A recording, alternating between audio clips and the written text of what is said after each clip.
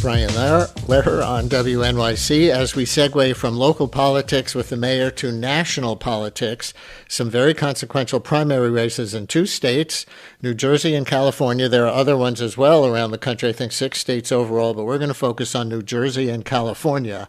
In California, there's an unusually wide open governor's race to replace term-limited Governor Gavin Newsom and a three-way contest for mayor of Los Angeles that has tightened dramatically in the final days. The governor's race is being seen as whether or not Democrats can hold a state they historically dominate on paper, and the LA mayor's race features a reality TV star whose candidacy kind of mirrors the Trumpy populism we're seeing on the national level. And in New Jersey, 4 Democrats are competing to take on Republican incumbent Tom Kean Jr. in the 7th district. Kean has been absent from his district in D.C. for a few months now due to an unspecified illness. But even without that, this is considered a swing district, and his tenure is considered vulnerable. The Democrats in that district are striking decidedly moderate tones, I think it's fair to say, very different from what's going on in the 12th congressional district in New Jersey, where appropriately maybe 12 Democrats are vying in a wide-open primary to replace retiring 6-term Congresswoman Bonnie Watson-Coleman. That's a safely blue Central Jersey seat where candidates are rolling out some very progressive policies. So, joining us now from their states are 2 journalists. Charles Stile is a political columnist at The Record or NorthJersey.com to give us a preview of the competitive congressional primaries in New Jersey. He was on yesterday, as some of you may remember, but we spent so much time on what's going on at Delaney Hall that we really didn't do the primaries justice. So Charlie is right back with us. He's good enough to do that. And Dustin Gardiner, co-author of Politico's California Playbook, he'll preview what's going on out there. Dustin, welcome to WNYC. Thank you for being up early, your time for us. And Charlie, welcome back for day 2. Good morning. Hi, Brian. Thanks for having me. And listeners in New Jersey and California, as we sometimes do on this show, we'll invite you now for an informal, unofficial, thoroughly unscientific New Jersey and California primary day exit poll. Electioneering, welcome here. Those of you voting in any race in those 2 states, who are you voting for in any race on your ballots and why? Or ask a question of our guests, 212-433, WNYC, 212-433-9692. Dustin, let me start with you, give you the courtesy of the out-of-towner from our standpoint, being our guests. It's not a partisan primary, right? It's an everybody welcome to participate primary for governor. Yeah, so we call it the jungle primary out in California, and it's real. Yeah, there's not a Democratic or Republican primary. It's the top 2 of any party, and that can lead to a scenario potentially with 2 Democrats or 2 Republicans. And there was a fear a little bit earlier on when the Democratic field was so unsettled and messy out here that it could possibly be 2 Republicans. That fear is dissipated, and now we're looking at the prospect of thin odds, but potentially the prospect of 2 Democrats advancing with Javier Becerra, the former health secretary, and Tom Steyer, a billionaire climate activist. The 2 of them are in a pretty tight contest with Republican Steve Hilton. I saw an article somewhere, might have been yours on Politico. I don't know. I read a lot this morning that aligned Steyer with Bernie Sanders, even though Steyer is a billionaire. Would that be accurate or inaccurate? That would be accurate. And Steyer, he's worth several $billion, used to be a hedge fund manager, but he's really ran to the left in this campaign and promised a whole host of liberal-leaning policies, from universal health care to free college tuition, and he's really branded himself with that shift, calling himself the billionaire who wants to raise taxes on billionaires. How different is this race than it would have been had Eric Swalwell, Congressman Swalwell, not been scandalized and had to drop out? Well, before Eric Swalwell dropped out after being accused of sexual assault and harassment by multiple women, he was starting to emerge as the front runner. He's had been a popular MSNBC personality, cable news personality. And his implosion and exit from the race really reshuffled the field kind of at halftime in this primary. And what would really surprised a lot of people is how quickly Javier Becerra surged into the frontrunner status among Democrats. As I said, he's the former health secretary during the Biden administration. He's California's former state attorney general, but Becerra had been kind of further back in the pack. He'd been running in this race for governor for many months, but hadn't taken off. But after Swalwell, imploded the way he did, I think a lot of Democrats were looking for just, kind of a safe, familiar name that they were comfortable with. And Becerra's the one who shot up to the, low 20s, around maybe 23, 24% in the polls, and really just reshuffled the field at the last minute. I read a stat that blows my mind. You can fact check this for me, that there are actually 61 candidates on the ballot for governor. Yes, it's quite a ballot out here. It's very long. I mean, and it's confusing to a lot of voters. I mean, there's one candidate even whose name is Barack Obama Shaw. This is a guy who legally changed his name, and and I think I've talked to consultants that think he might even get a couple a percent a point or two just given that name. But it is quite a ballot out here, and even the amount of well-known contenders. You have 7 pretty well-known Democrats in this race, 2 well-known Republicans, and it's just unlike any other governor's race we've had in the last couple of decades. Past elections, we had Gavin Newsom, Jerry Brown, these very well-known Democratic figures for the last 20 years or so, and this cycle has been very topsy-turvy and just unpredictable. And the chance, it sounded like earlier you kind of dismissed the chances that the former Fox News host Steve Hilton, who's also been a former advisor to British Prime Minister David Cameron, I understand, might sneak into these top 2 for the runoff, or you think that's possible? It's still very much possible. I mean, the top, Javier Becerra is pretty solidly the front runner in recent polls, but the battle for the second spot is fairly wide open between Tom Steyer and Steve Hilton, the Republican. I think the odds are probably more likely that Hilton advances in that scenario, just given his ability to consolidate the Republican vote. He's got the endorsement of President Trump, and Vice President J.D. Vance just a couple minutes ago tweeted his support for Steve Hilton and encouraged Republicans to get out there for him. So I think even though California is a very deep blue state, Republicans often are carrying 35% of the vote in statewide elections, or sometimes a little more. And if Steve Hilton can consolidate that, it looks like he will. He could be in the top 2, and that scenario, barring any completely unexpected, surprises in the fall election, I think then Becerra, in many ways, kind of becomes the de facto governor, and I think his campaign then starts to line up a lot of meetings, and a lot of the lobbyists and interest groups in Sacramento, the state capital here, they start to look at Becerra as sort of the governor in waiting. All right, we're going to come back to you, Dustin, in a couple of minutes to ask about this L.A. mayor's race, which, after we just had Mayor Zohran Mamdani on the show before you came on, might blow a lot of New Yorkers' minds to hear one of the possible outcomes there in, I guess, city number 2 in terms of population size in America. But Charlie Stile, let's go local to the 2 primaries in New Jersey's congressional districts, starting with the 7th, the Republican incumbent Tom Kean Jr. As I said, what's going on there? There are a bunch of Democratic candidates. Is there a clear front runner? Yes, I think given the limited information we have, we don't have independent polls, but based on fundraising and independent polls, Rebecca Bennett, a former naval pilot, helicopter pilot, trained pilot, sort of in the same mold as Mikey Sherrill, and a healthcare executive. It looks like she's opened up a substantial lead. Polls show her with about 16, anywhere from 14 to 16 points. Her rivals, Three rivals: Brian Barella, healthcare, child care executive, runs some child care centers.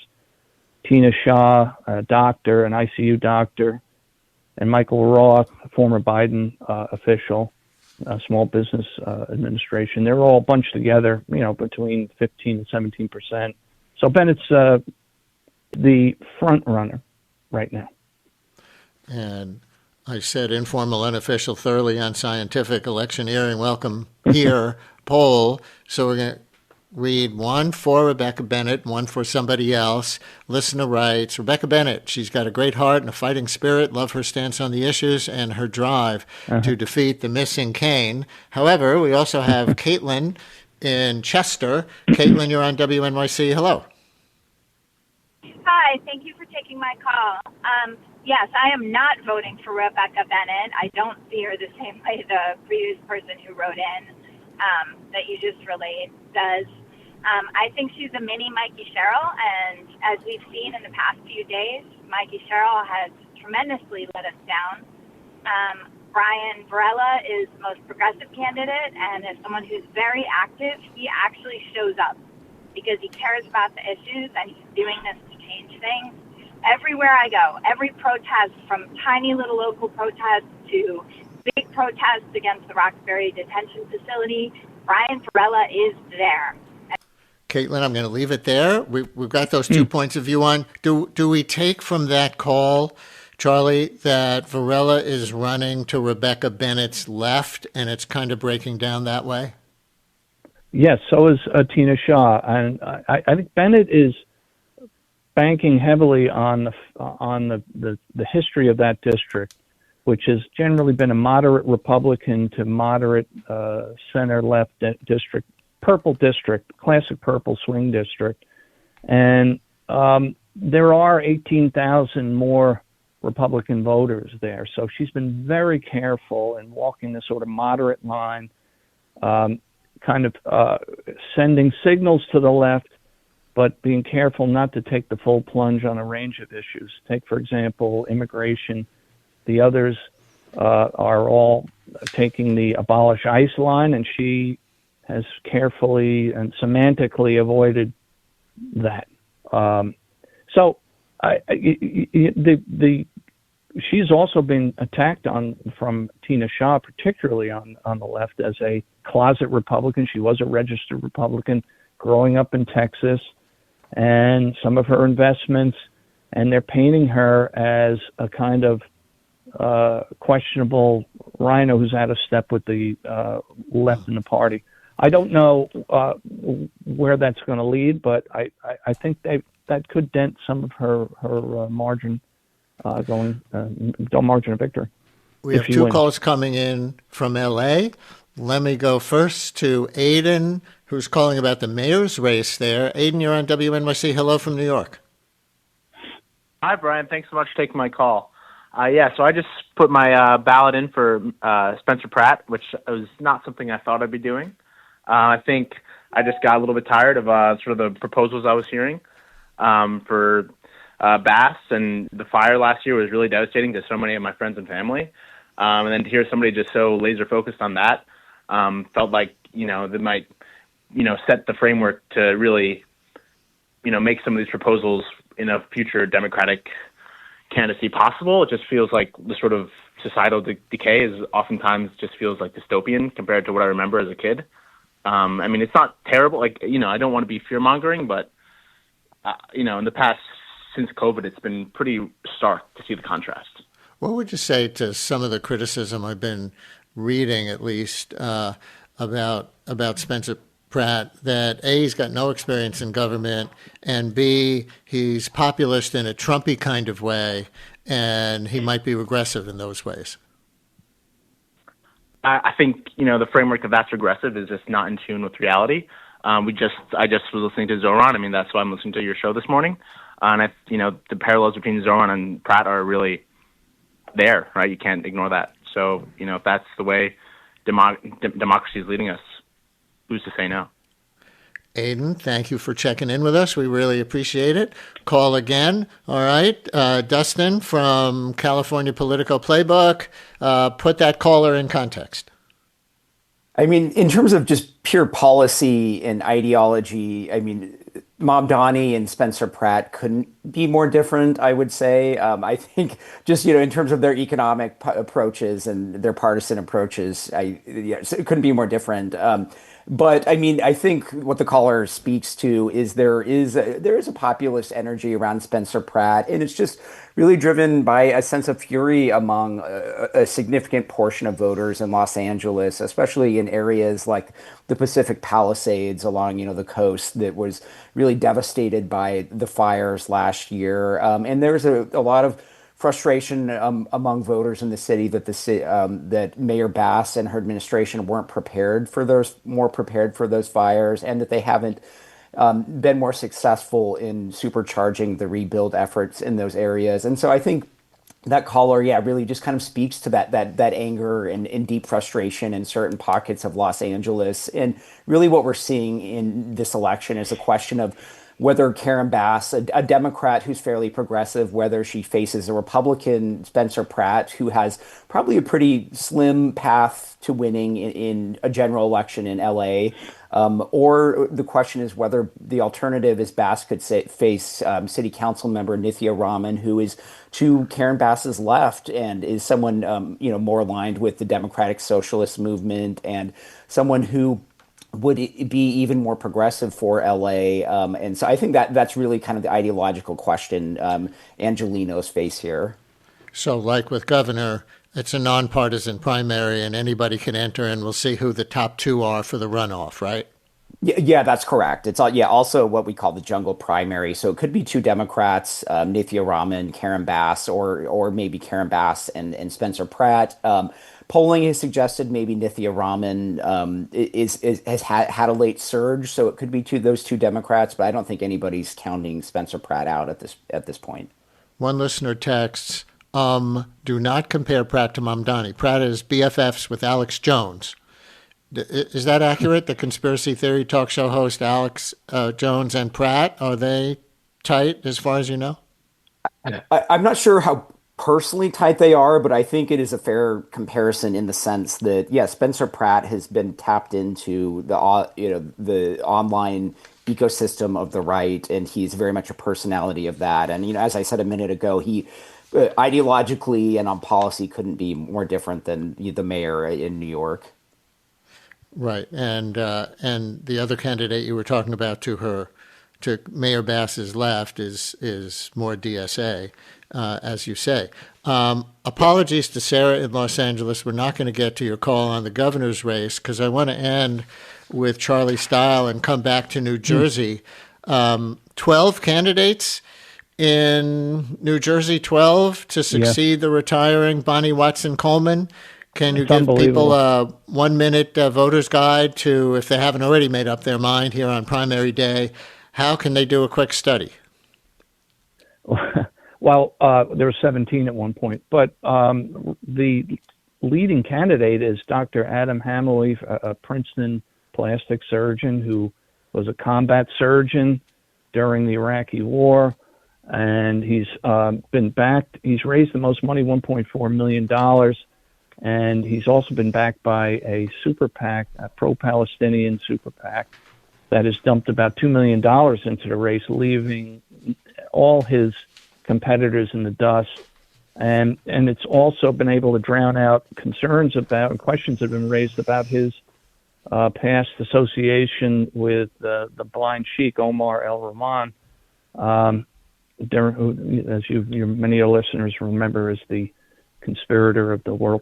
Right, the first World Trade Center bombing, yes. 93. Go ahead. And it's a very complicated story. The other one running close to him is Sue Altman, who I would say she's in the distance actually, but Sue Altman is a former activist who ran in the 7th District 2 years ago and lost to Tom Kaine, and she hasn't been able to compete financially. She does have a base in the Princeton area in the suburbs, so it could be an interesting night. But I think Hammerly is largely regarded as the front runner here. Charlie Stile is a political columnist at The Record or online at their site northjersey.com. Justin Gardiner is the co-author of Politico's California Playbook. Going to be an interesting night in these two states and 4 others who are holding primaries today. Thanks to both of you for coming on and explaining the races in your states. We really appreciate it. Thanks, My Brian. pleasure, Brian.